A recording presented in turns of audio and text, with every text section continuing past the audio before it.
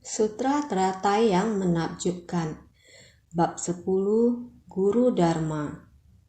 Dua manfaat dari wujud dan suara menjangkau luas dan jauh.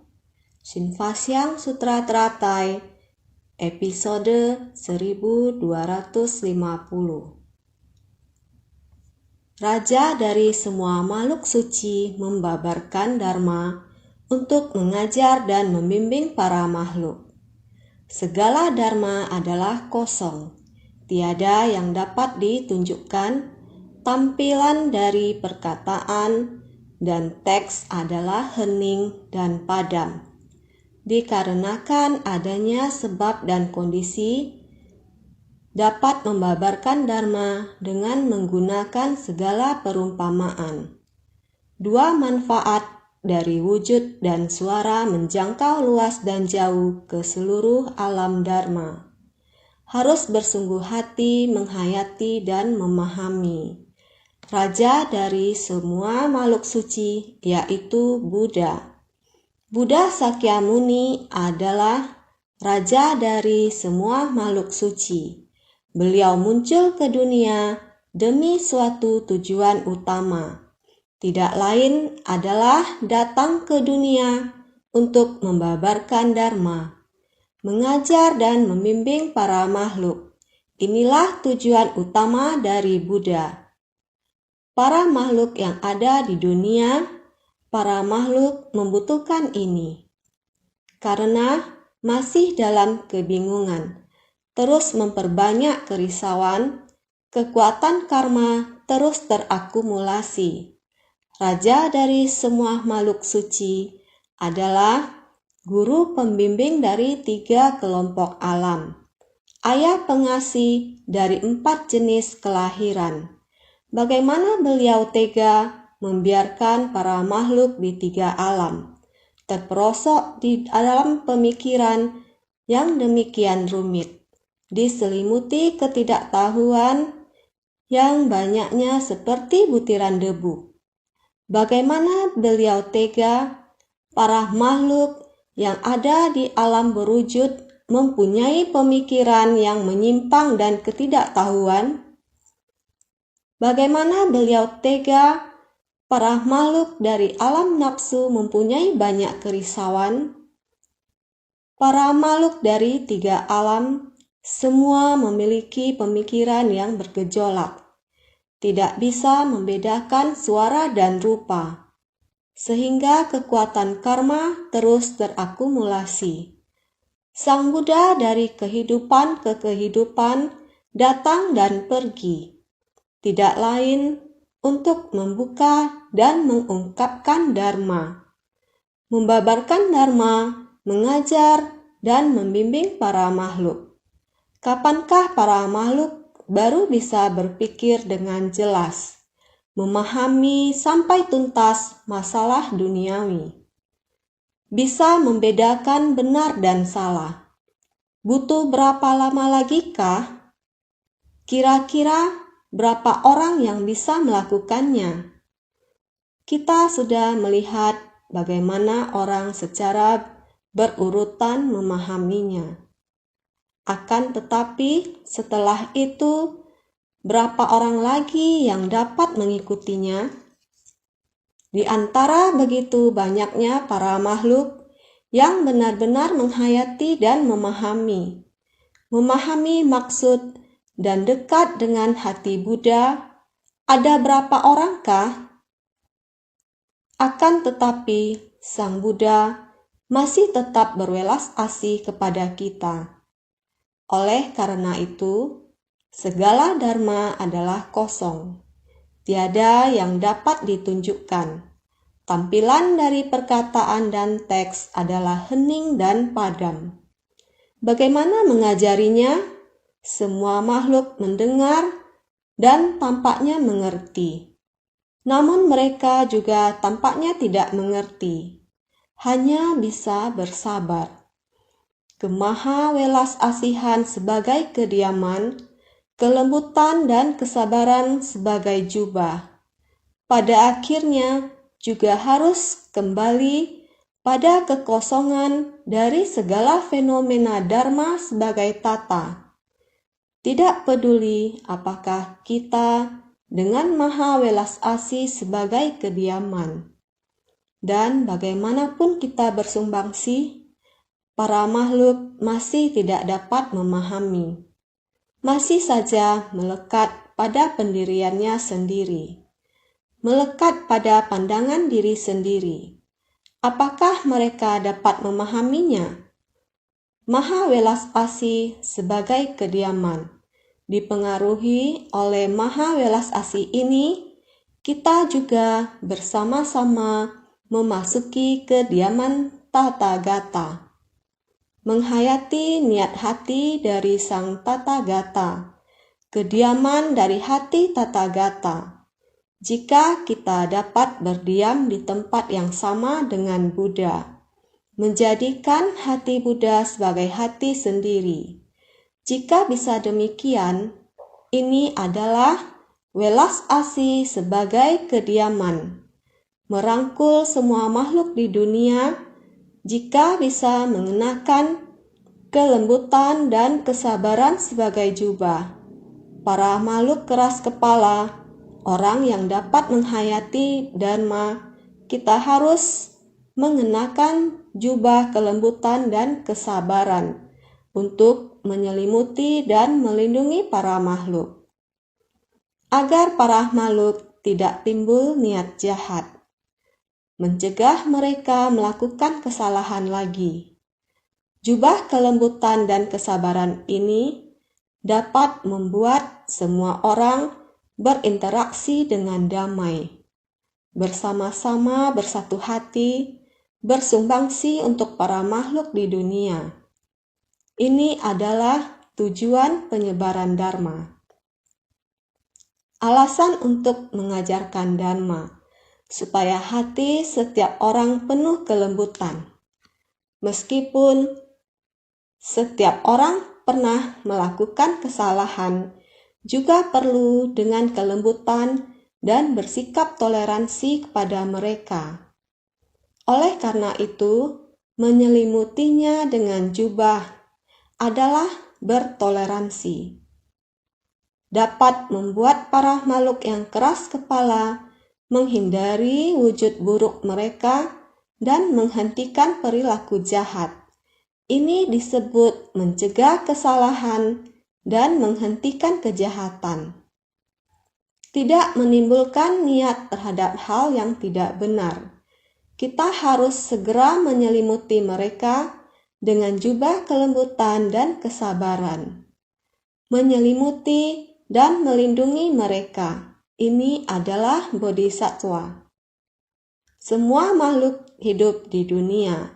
Bagaimana kita ada cara untuk mengatakan, memberitahukan kepada Anda lakukan seperti ini. Berubahlah saat ini juga. Apakah dia dapat berubah? Sebenarnya, coba pikir tentang diri kita sendiri. Bukankah diri sendiri juga terus-menerus melakukan kesalahan? Bercermin pada diri sendiri. Harus menggunakan cermin kebijaksanaan nan agung sempurna. Bercermin pada diri sendiri. Sebenarnya seperti apa rupa diri kita? Dengan penampilan seperti ini, bagaimana kita bisa menaklukkan orang lain? Jika orang yang di dalam cermin tersenyum itu karena orang di luar cermin tersenyum. Orang di luar cermin tersenyum, maka orang yang di dalam cermin akan tersenyum. Metode ini, kelembutan dan kesabaran sebagai jubah. Namun, para makhluk keras kepala lebih mudah diucapkan daripada dilakukan. Terbaik adalah dengan segala dharma adalah kosong. Mau memberitahukan kepada Anda, tidak ada yang bisa saya tunjukkan kepada Anda.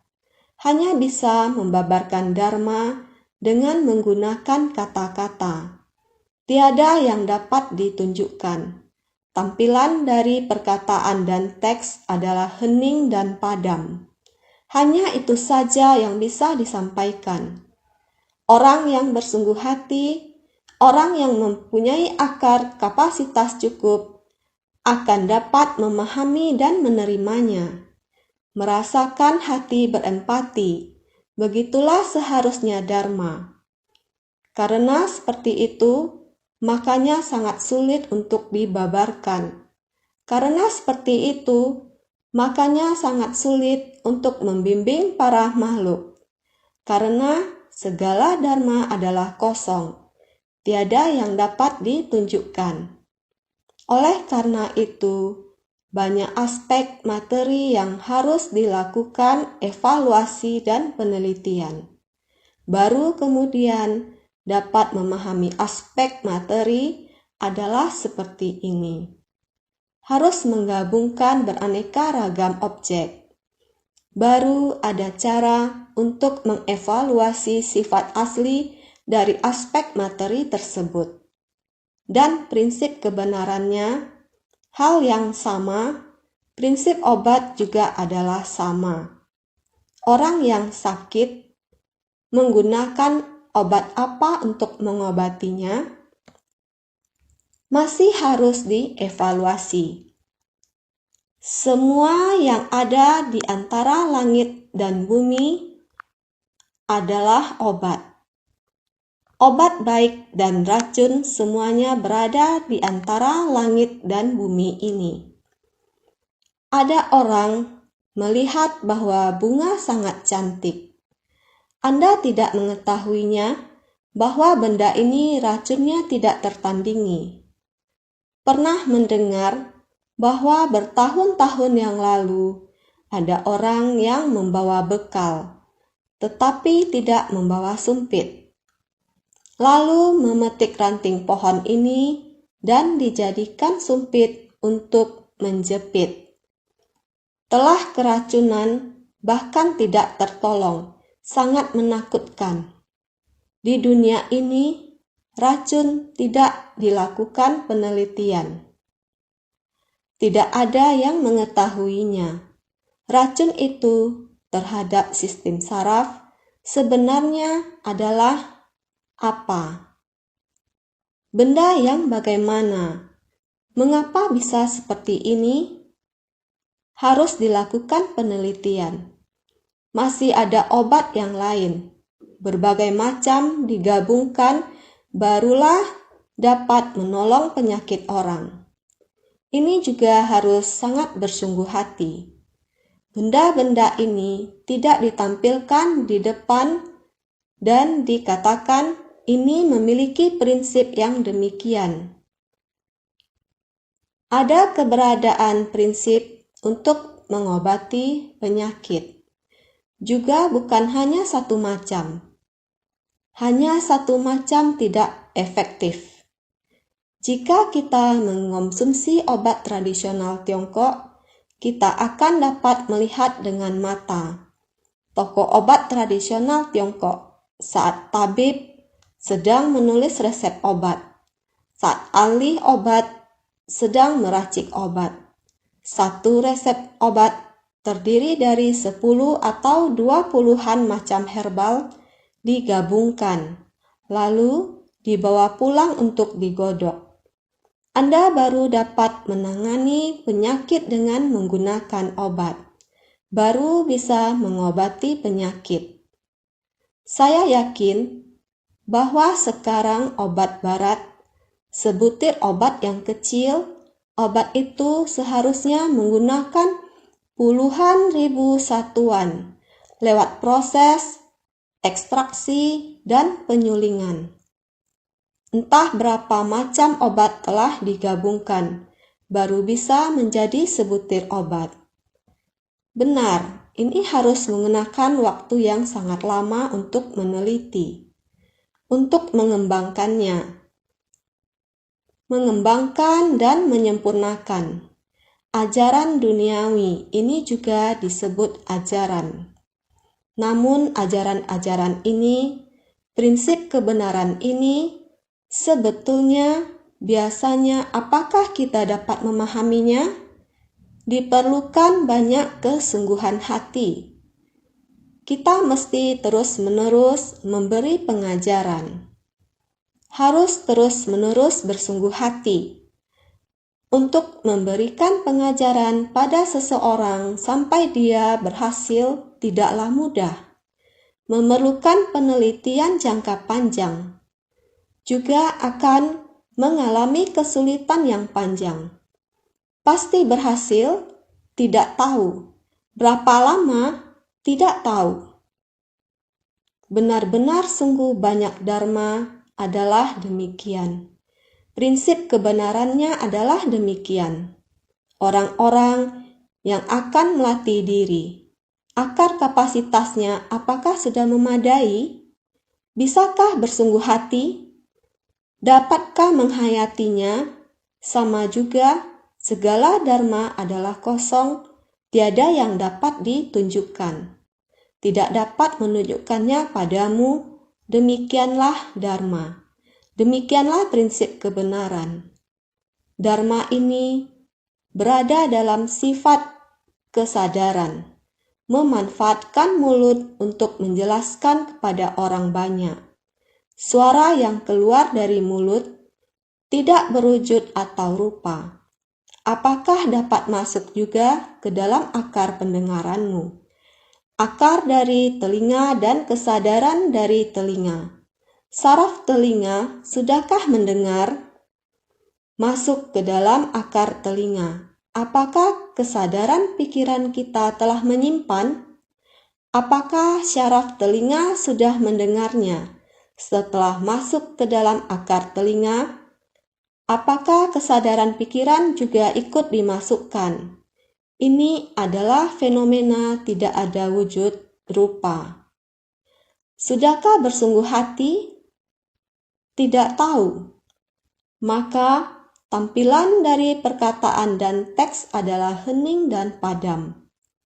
Sudah pernah mengatakan, adanya nada suara yang masuk ke dalam batin Anda.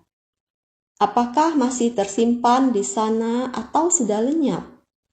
Ajaran ini, tampilan dari perkataan dan teks adalah hening dan padam. Demikianlah dharma adanya.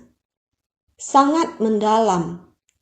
Akan tetapi, dikarenakan adanya sebab dan kondisi, dapat membabarkan dharma dengan menggunakan segala perumpamaan. Yang kita butuhkan adalah adanya jalinan sebab akibat. Jalinan sebab akibat ini bersatu. Ada orang-orang yang memiliki bakat dan kemauan, dan kapasitas untuk berkumpul bersama. Setiap orang mampu belajar bersama-sama, dan menggunakan berbagai jenis masalah. Terus-menerus bereksperimen, mencoba berbagai jenis substansi. Seperti halnya dharma, kita menggunakan agama, konsep sebab akibat, untuk mengajarkan dharma, atau seharusnya langsung memberitahukan kepada orang-orang, semua adalah penderitaan, menderita. Memberitahukan kepada orang-orang tentang penderitaan. Semua orang mengetahui tentang penderitaan yang dapat dilihat dan dirasakan. Sakit adalah menderita. Iya, semua orang sangat takut dengan penderitaan. Jadi harus bagaimana? Kita harus tahu bahwa penderitaan berasal dari sebab penderitaan. Menderita akibat penyakit dapat mengakibatkan kematian. Kita takut, jadi kita mencari cara pengobatan. Pengobatan membutuhkan obat dan metode. Sehubungan tentang sebab penderitaan, semua orang mengerti bagaimana penyebab penderitaan ini. Berasal dari niat pikiran yang bergejolak. hanya kata sebab penderitaan. Tidak sesederhana itu. Kita harus mengerti kenapa kita sangat bertentangan dengan orang ini. Mengapa Anda memiliki pemikiran seperti ini? Sangat rumit. Mengapa Anda juga harus dipahami? Hati tidak terbuka, mengatakan menderita. Tahu ya tahu, namun sebab penderitaan semakin menjerat diri sendiri. Makin terjebak, makin banyak. Oleh karena itu, harus bagaimana mengobatinya? Tahu sakit bisa mati. Makin takut, makin menakutkan. Obat untuk mengobati sebenarnya harus konsumsi obat apa? Kita akan mencoba berbagai obat untuk penyakit darurat. Juga banyak. Harus bagaimana ada obat yang tepat untuk penyakit. Ini sangat penting. Ini harus melihat jalinan jodoh. Adanya sebab dan kondisi dapat membabarkan dharma dengan menggunakan segala perumpamaan. Dengan berbagai macam metode dijadikan perumpamaan. Sebenarnya, apakah perumpamaan ini masuk ke pendengaran? Metode perumpamaannya sangat banyak. Harus menggunakan perumpamaan yang lemah lembut. Dengan perumpamaan yang keras, tidak tahu sebenarnya hati para makhluk memikirkan apa. Metode apa kehidupan manusia singkat dan tidak kekal. Masih ada beberapa banyak yang waktu. Harus segera menggenggam waktu yang ada. Jalinan jodoh sudah terakumulasi. Semuanya harus punya prinsip yang sama. Inilah yang paling dikhawatirkan Sang Buddha. Oleh karena itu, bab guru Dharma adalah ingin menunjukkan kita pengajaran sempurna. Ajaran agama, Vaipulya, Prajna pada periode sebelumnya. Sekarang sudah disimpan kembali. Mulai membuka pintu pengajaran kebenaran sejati. Benda-benda ini semua menyatu dalam kesempurnaan pintu pengajaran. Kita harus sepenuh hati memahaminya. Di dalam Sutra Teratai ada banyak perumpamaan yang sudah disebutkan, dan masih ada banyak lagi yang akan dibabarkan nanti. Mengapa di naskah sebelumnya sudah begitu banyak perumpamaan? Di naskah berikutnya masih ada banyak lagi? Karena meskipun Buddha mengajarkan banyak kepada para makhluk, mereka belum tentu memahaminya. Sehingga Buddha harus terus menggunakan sebab dan kondisi ini, dan segala fenomena sebagai perumpamaan. Kita harus bersungguh hati dalam memahami sebab penderitaan. Kita tidak boleh menyerah. Mengapa para makhluk bisa mengakumulasi begitu banyak tabiat? Mengapa para makhluk bisa mengakumulasi begitu banyak kerisauan? Masih tetap demikian, meskipun mereka telah mendengar ajaran sempurna. Saya telah mendengarkan Sutra Teratai. Jadi, ajaran agama, Vaipulya dan Prajna, semua ini sudah kami peroleh. Tidak ada yang kami capai. Sekarang kami masih bingung. Ajaran agama terkandung di dalamnya. Perumpamaan berdasarkan sebab dan kondisi. Ini juga disebut dalam Sutra Teratai. Ajaran Vaipulya dan Prajna menunjukkan bahwa segalanya adalah kosong. Sang Buddha masih mengajarkan ini kepada kita. Jadi, dua manfaat dari wujud dan suara ditemukan dalam sutra ini. Bila melihat ekspresi muka orang lain dan mendengarkan suara orang, bila mereka mengucapkan kata baik dan mengajarkan dharma, sepatah kata bisa didengarkan semua orang di mana-mana. Namun, bila mereka berkata buruk tentang orang lain dan menimbulkan masalah, ketika semua orang mendengarnya, apa kesalahan orang itu? Mengapa ia berbuat demikian? Kita harus menghentikannya. Kita sering mengatakan bahwa setiap orang pada hakikatnya memiliki sifat kebudaan, dan bahwa setiap orang dapat mencapai kebudaan. Kita harus bertoleransi terhadap orang baik maupun jahat. Dalam Sutra Teratai dijelaskan, terkadang kita akan bertemu dengan mereka, seperti yang disebutkan pada sutra sebelumnya, yang mencela kita dengan kata-kata kasar atau menyakiti kita dengan pisau atau tongkat. Ini adalah perlakuan jahat, ucapan jahat, dan penampilan yang jahat. Tapi kita mungkin bisa membalikkan keadaan ini dengan menggunakan suara kebaikan yang menakjubkan dan penampilan dari sikap yang lembut. Kita dapat memperoleh manfaat ganda ini dengan menggunakan suara kita untuk mengajarkan dharma dan setiap perbuatan kita untuk mengubah para makhluk. Semua yang kita lakukan digunakan sebagai contoh yang baik. Kemudian kita baru dapat membimbing orang lain melalui contoh positif kita. Jika kita ingin mengubah orang lain dan mengajarkan dharma, kita harus menggunakan suara dan rupa kita dalam melakukannya.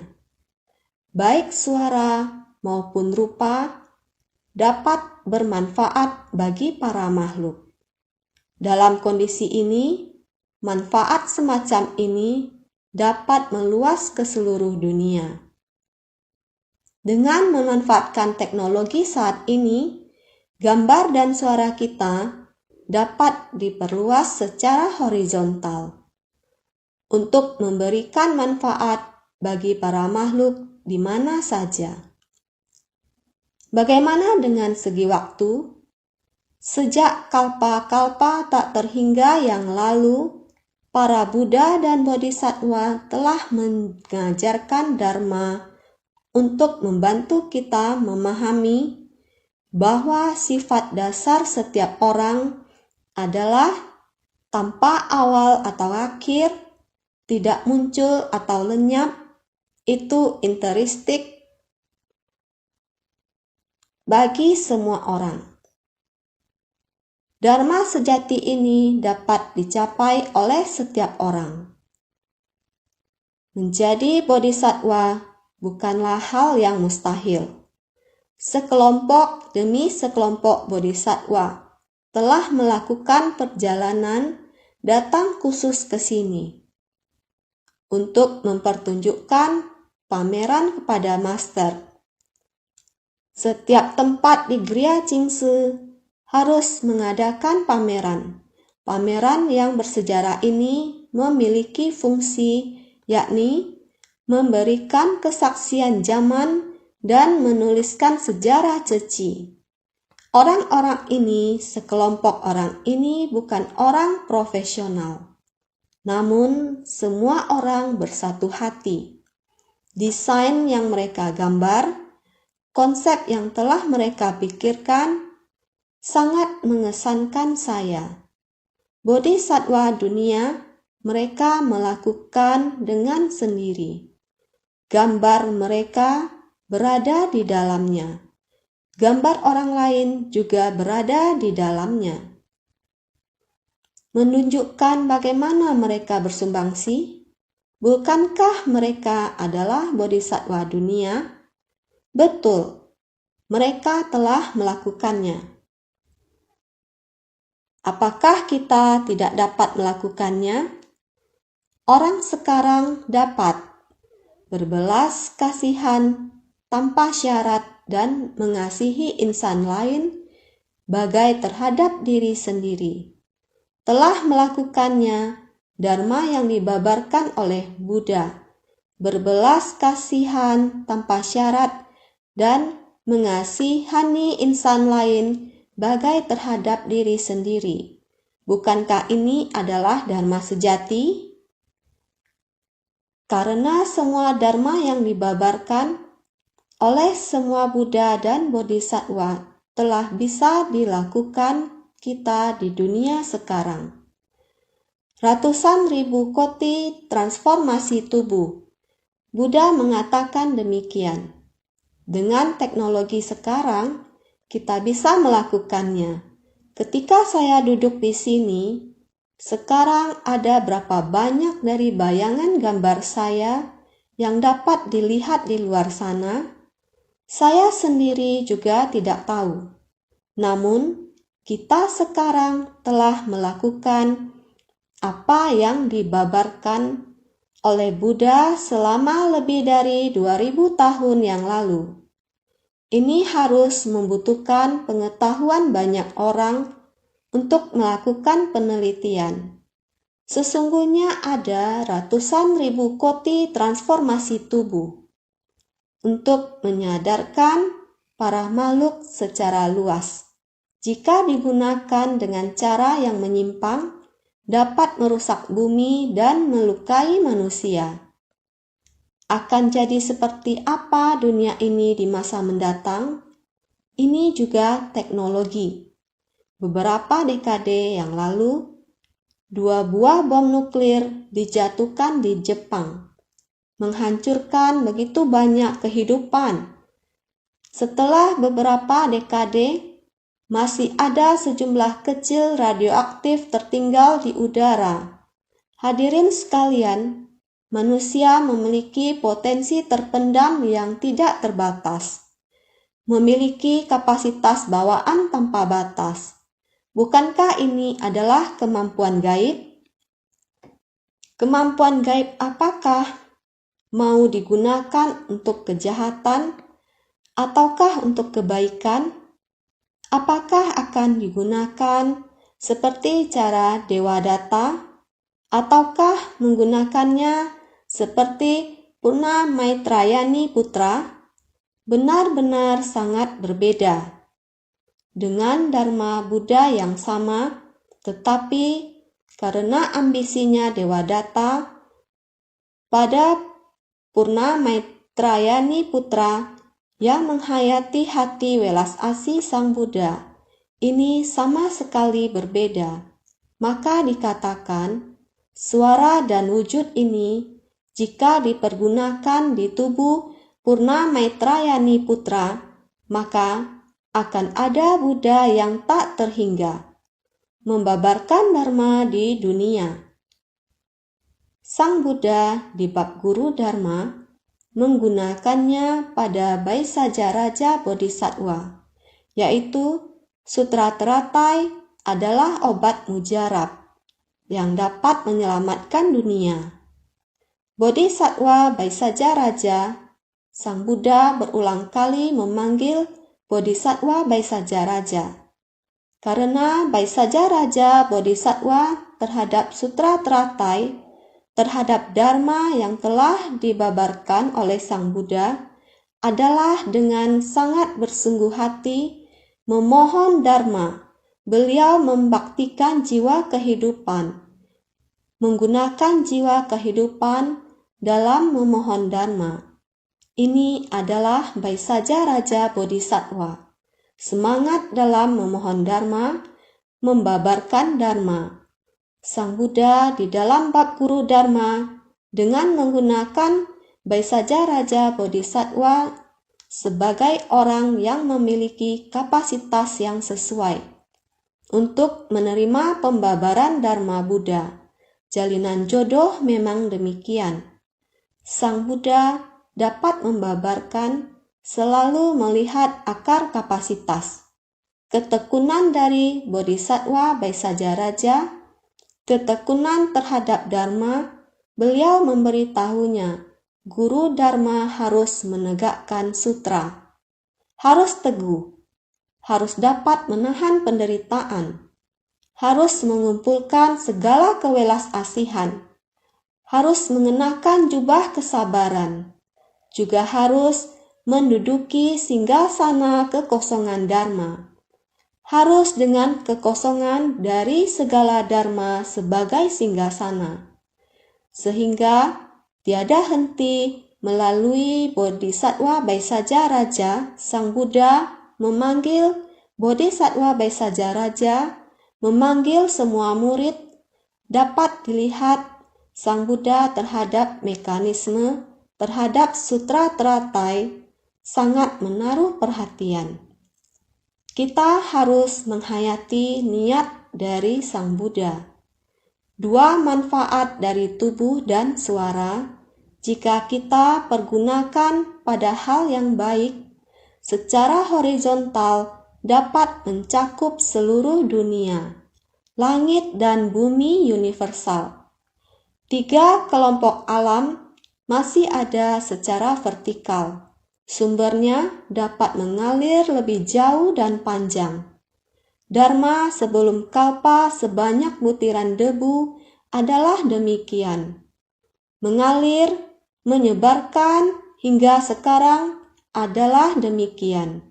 Sehingga di alam Dharma kita harus bersungguh hati menghayatinya. Selama apakah kehidupan di dunia ini sudah tidak dapat dibiarkan kosong kembali. Mari melihat naskah sutra sebelumnya. Naskah sutra sebelumnya yaitu, seandainya setelah aku parinirwana ada seseorang yang dapat membabarkan sutra ini, aku akan mengutus 4 kelompok siswa yang telah kubimbing, biksu dan biksuni, serta pria dan wanita yang murni, untuk memberi persembahan pada guru Dharma itu. Aku akan menuntun para makhluk untuk berkumpul agar dapat mendengarkan Dharma. Sutra Teratai Bab 10 Guru Dharma sudah sangat jelas mengatakan pada kita, berpegang pada sutra sangatlah sulit. Ingin membabarkan sutra juga sangat sulit. Bertemu banyak kesulitan. Kesulitan seperti apakah? Seandainya ada orang yang ingin mencelakainya dengan pisau, tongkat, bata, atau batu, aku akan mengutus orang-orang yang telah kubimbing untuk melindunginya. Seandainya orang yang membabarkan Dharma berada sendirian di tempat yang tak berpenghuni, sepi dan tiada suara manusia, membaca dan melafalkan kitab sutra ini. Sutra Teratai Bab 10 Guru Dharma. Seandainya ada orang yang ingin mencelakainya, membabarkan sutra, saya juga sangat bersyukur. Sejak sutra ini mulai dibabarkan, kondisi saat ini selalu mengikuti sutra ini.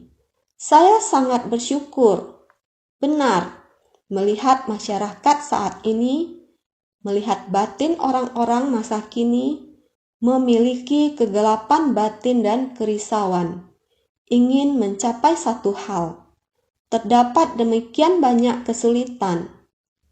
Seandainya ada orang yang ingin mencelakainya dengan pisau, tongkat, bata atau batu, ada orang yang datang dengan menyimpan niat yang tidak baik, membangkitkan kejahatan dan melakukan segala macam kekerasan. Sebelumnya hanyalah celaan.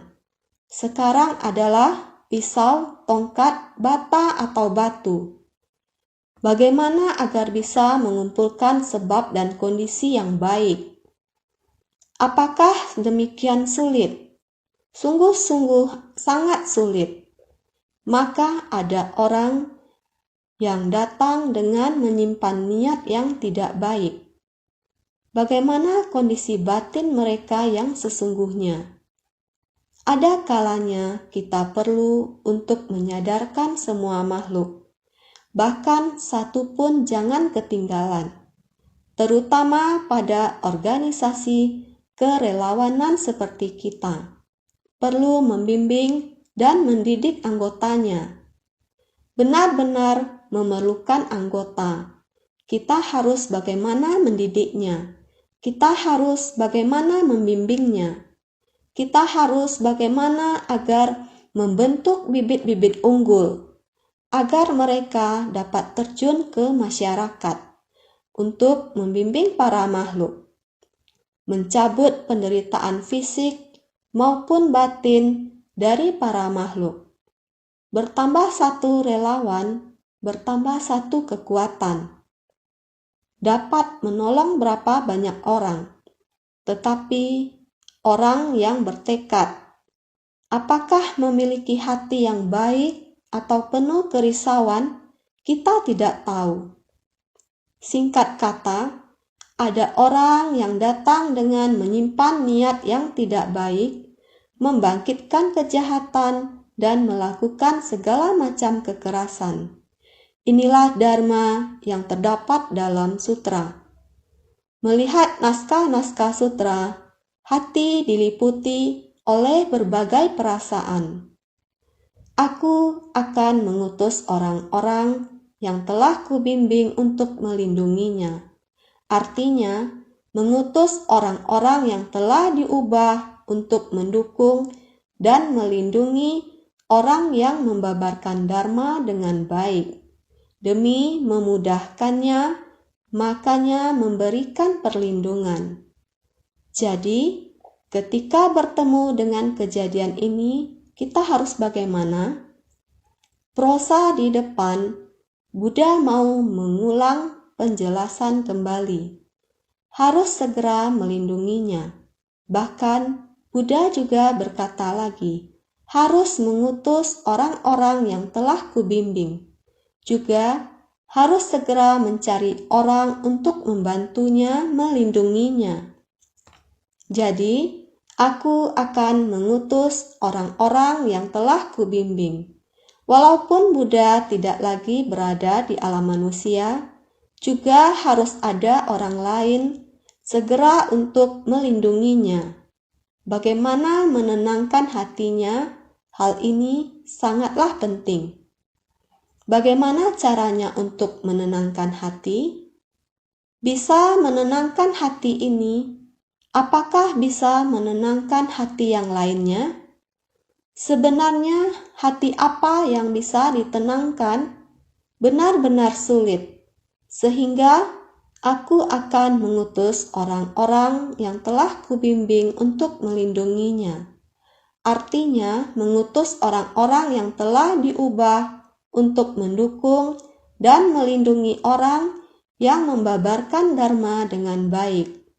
Demi memudahkannya, makanya memberikan perlindungan. Dan juga harus ada orang yang bisa mengerjakannya dengan harmonis. Apakah orang yang bisa dengan baik ini punya cara? Apakah orang ini punya hati empati yang hangat? Apakah seperti kebijaksanaan dari Sang Buddha? Welas asih dan kebijaksanaan bisa berjalan beriringan? Sungguh sulit, amat sulit. Sebenarnya, metode terampil apa yang bisa menjaganya? Kegelapan batin dan kerisauan ini, bagaimana cara untuk menutupinya? Bagaimana cara menggerakkan kembali niat bajik ini? Hal ini sungguh-sungguh amat sulit. Mengerjakan sesuatu sudah susah, menjadi orang lebih susah lagi. Benar-benar susah.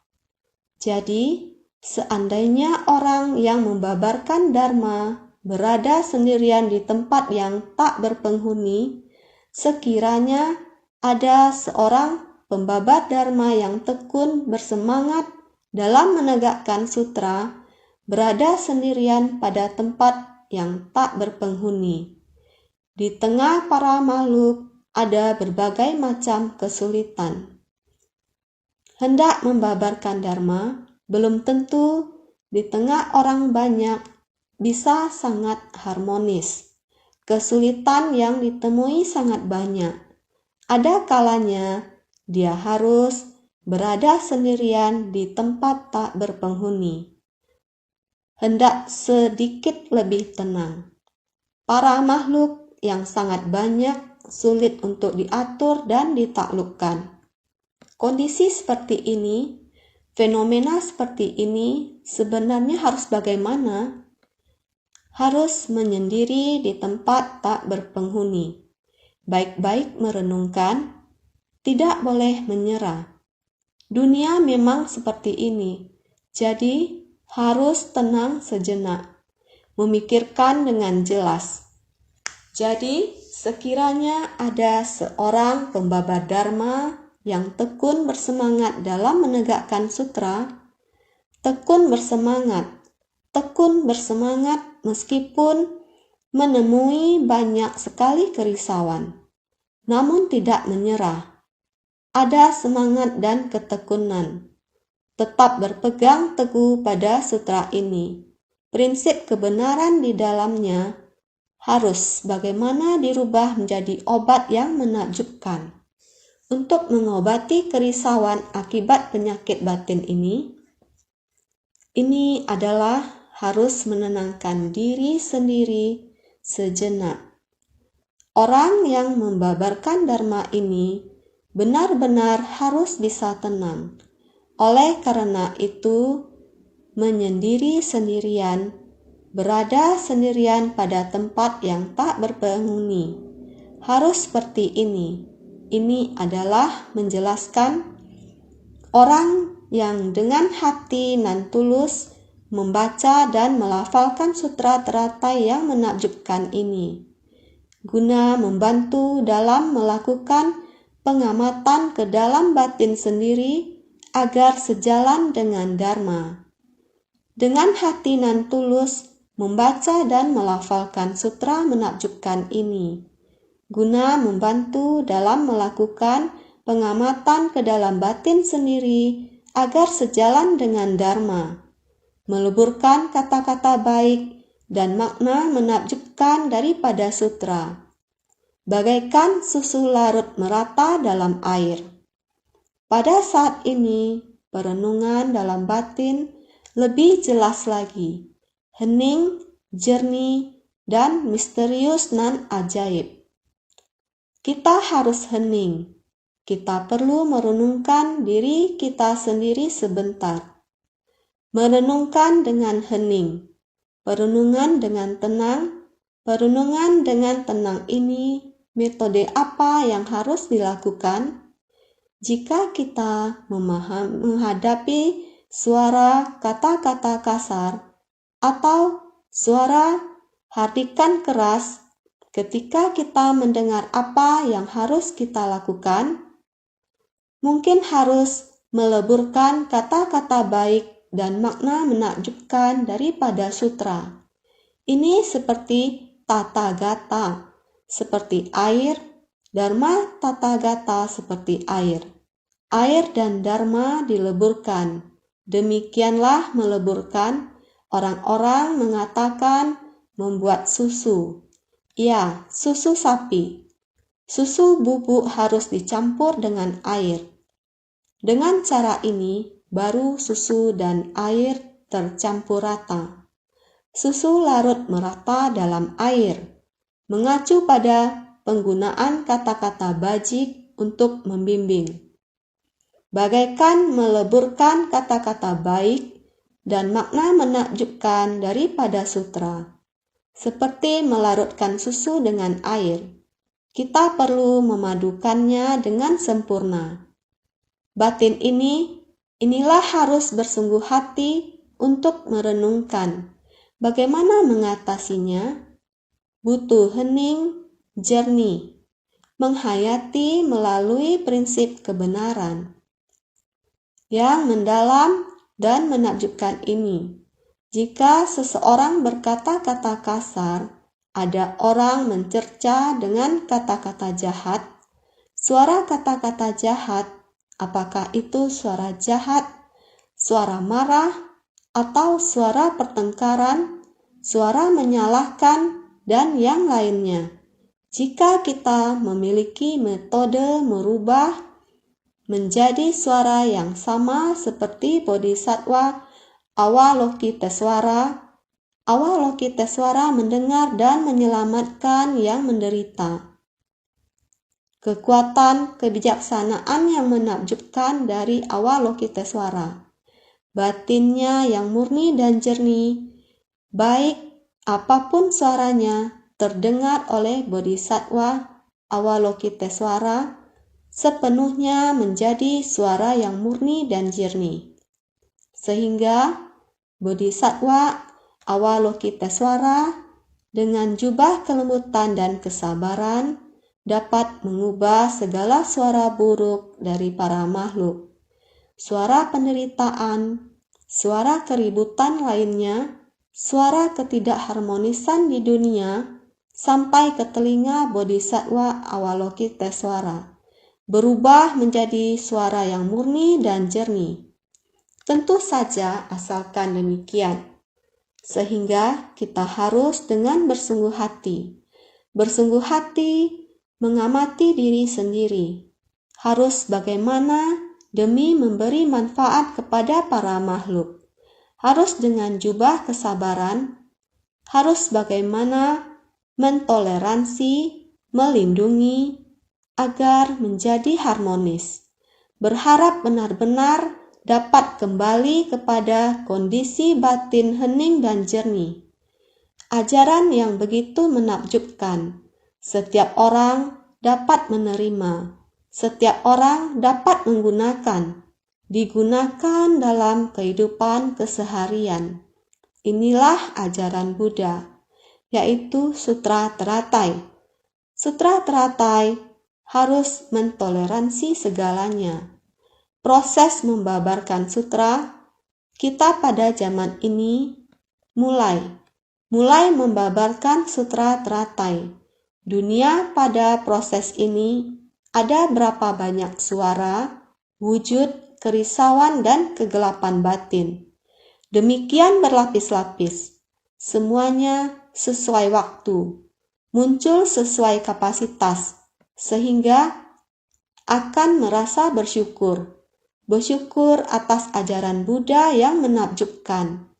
Welas asih Sang Buddha, Maha Welas asih sebagai kediaman, menghadapi masalah apa harus tetap berada pada Maha Welas asih. Berhadapan dengan lingkungan bagaimana lebih memerlukan kelemah lembutan dan kesabaran sebagai jubah. Baik itu berjemur di bawah sinar matahari, baju saya ini juga tidak boleh dilepas. Walau angin bertiup kencang, saya harus semakin menarik ketat baju ini. Benar-benar harus mengenakan kelemah lembutan dan kesabaran sebagai jubah. Seharusnya kekosongan dari segala fenomena dharma sebagai tata yang berlalu harus dengan lapang dada. Hatinya hening dan jernih, tekadnya luas dan luhur. Bukankah ini yang saya mulai lihat di Sutra Makna Tanpa Batas? Kata yang paling disukai, ini merupakan arah tujuan saya seumur hidup. Kembali pada kondisi batin hening dan jernih, sehingga harus senantiasa dengan hati tulus melafalkan dan menegakkan Sutra Teratai yang menakjubkan. Harus ada kesadaran ini. Bersiteguh dengan batin sendiri, harus mengamati batin sendiri. Mengamati batin untuk memahami prinsip kebenaran. mengamati batin untuk memahami harapan. Buddha sangat menderita. Kita termasuk apa? Benar-benar harus menggunakan kata-kata baik dan makna menakjubkan daripada sutra. Bagaimana saling meleburkan, bagaimana supaya dharma dan air ini dapat menjadi air dharma untuk menumbuhkan jiwa kebijaksanaan, untuk memberi manfaat kepada para makhluk, sehingga harus kembali pada kondisi batin hening dan jernih. Prinsip kebenaran yang menakjubkan ini ada pada kehidupan keseharian kita. Semuanya ada pada Dharma, sehingga kita semua orang harus senantiasa lebih bersungguh hati